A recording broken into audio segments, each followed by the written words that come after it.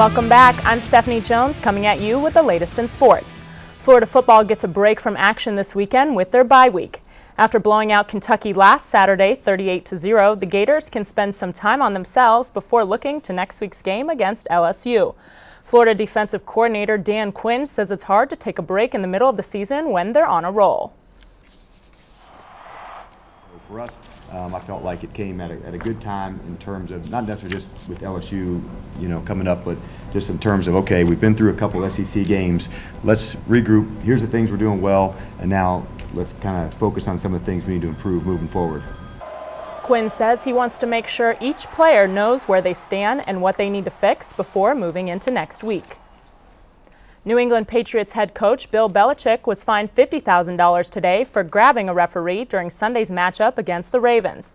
Belichick was seen grabbing the line judge, Esteban Garza, after the Ravens kicked the winning field goal. The ball appeared to be wide, but the referees called it good. Belichick said he wanted to know if the call was going to be reviewed. Speaking of the chaos of replacement refs, ESPN is reporting the NFL is close to making a deal with the Union of Experienced Referees. Many fans will be happy to hear this news, as countless fantasy games and gambling dollars have been lost because of the close calls. Even among the controversy, some people are still finding the humor in the situation. Memes like these have popped up all over social media. Sports fans are poking fun at the controversial calls and even making references to popular athletic chain Foot Locker, whose employees wear referee uniforms to work.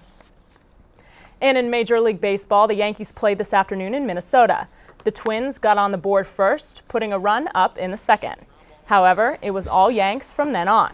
Chris Dickerson, Ichiro Suzuki, Derek Jeter, Robinson Cano, Nick Swisher, and Curtis Granderson would all cross home plate before the end of the third, putting the Yankees up 6-1.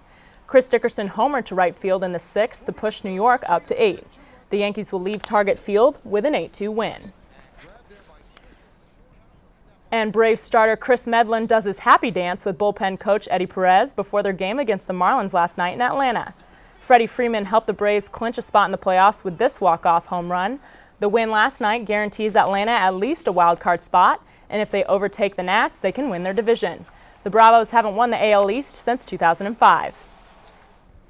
And this weekend, the SEC will host its first official equestrian event.